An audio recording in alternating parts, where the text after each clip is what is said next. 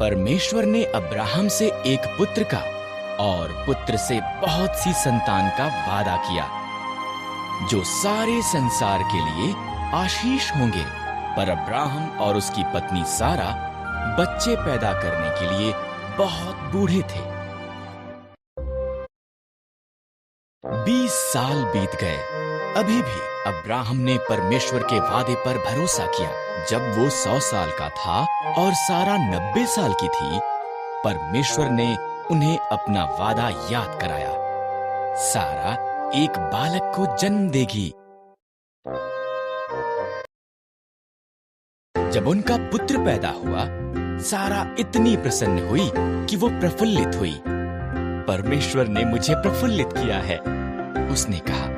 इसलिए उन्होंने उसका नाम इसहाक रखा, जिसका अर्थ है वो हंसता है।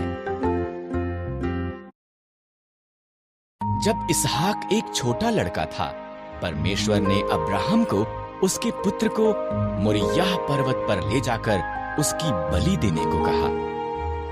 परमेश्वर इस तरह अब्राहम की परीक्षा ले रहा था। इसहाक लकड़ी उठाकर चला और अब्राहम ने छुरी और मशाल ली। इकट्ठे वो पहाड़ पर चढ़ गए। बलिदान के लिए मेमना कहां पर है? इसहाक ने पूछा। परमेश्वर इसका प्रबंध करेगा, अब्राहम ने जवाब दिया।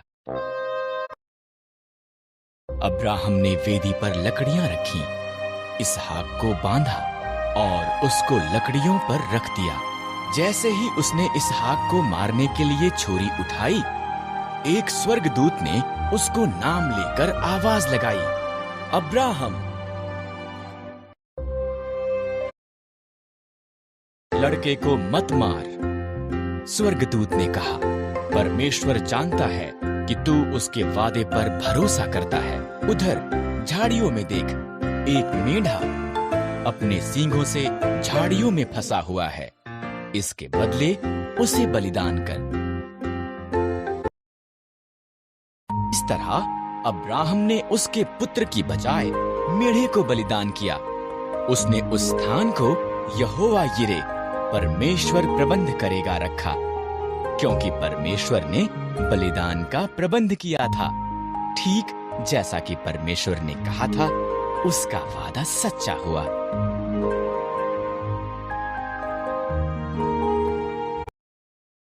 याकूब के 12 पुत्र थे, पर वो अपने पुत्र यूसुफ को सबसे ज्यादा प्रेम करता था। उसने यूसुफ को एक विशेष चमकीले रंग का अंगरखा दिया।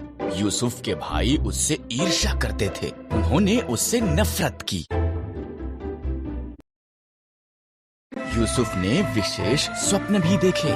मेरे स्वप्न में हम खेत में पूले बांध रहे थे, उसने कहा, और तुम्हारे पूलों ने मेरे पूले को दंडवत किया। यूसुफ के भाइयों ने उससे और भी ज्यादा नफरत की। यूसुफ ने एक और स्वप्न देखा। सूर्य, चंद्रमा और 11 तारे मुझे दंडवत कर रहे थे। उसके पिता और उसके भाई कुड़कुड़ाए, क्या तू ये कह रहा है कि तू हम पर राज्य करेगा? एक दिन यूसुफ के भाई खेतों में उनके भेड़ों की निगरानी कर रहे थे। उन्होंने उसे उनकी तरफ आते हुए देखा। उन्होंने उसे मार देने और उसके स्वप्नों का अंत करने की योजना बनाई। हमारे भाई को मार देना गलत होगा, रूबेन ने कहा। आओ हम उसे खाली गड्ढे में डाल देते हैं। इसलिए उन्होंने यूसुफ का विशेष अंगरखा फाड़ दिया और उसे गड्ढे में फेंक दिया। इश्माइली व्यापारी मिस्र की तरफ उनके मार्ग से गुजरे। आओ हम यूसुफ को इश्माइलियों के गुलाम के रूप में बेच देते हैं, यहूदा ने सुझाव दिया। इसलिए भाइयों ने यूसुफ को चांदी के 20 सिक्कों के लिए बेच दिया। भाइयों ने यूसुफ के अंगरखे को बकरे के लहू में डुबोया और इसे याकूब को दिखाया। मेरा पुत्र मर गया है, वो रोया।